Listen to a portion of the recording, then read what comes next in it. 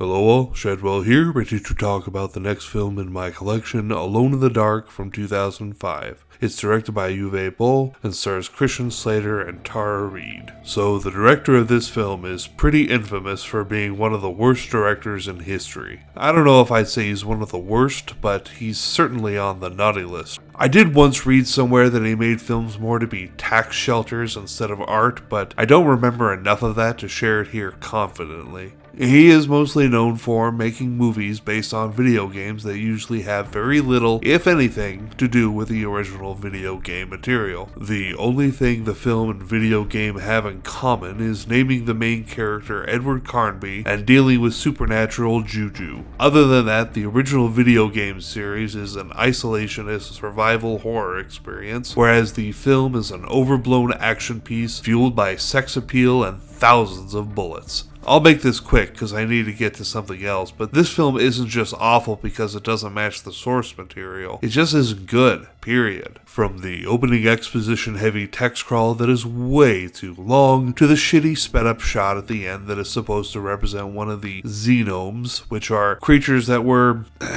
inspired by the xenomorphs in the Alien franchise. This film puts on display a marvelous misunderstanding of how to make a movie. But I'm not saying anything that is all that new, as it and worse has been said before. I want to explain why I own it in the first place. A few years ago, I saw a top 50 list of horror films that boldly asserted I would have never seen, and I had seen 46 of them. So I started writing a book lengthily titled The Top 50 Horror Films You Probably Haven't Seen to make a better list for people. Still working on the book, but part of it was that for each top 50 film, there would be a bottom-of-the-barrel horror film companion chapter, and for one chapter, I wanted to do the whole career of Uwe Boll, but I had to see his career in order to do it accurately. So I started collecting his terrible, terrible films. My findings on the subject might very slightly shock you, but that's why I own this and the majority of the rest of his career in my collection,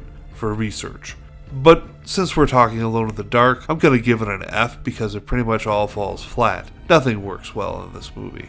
Join me tomorrow when I go back to the 50 decrepit crypt of nightmares with the film The Veil. And spoiler alert, it does not go well. See y'all then.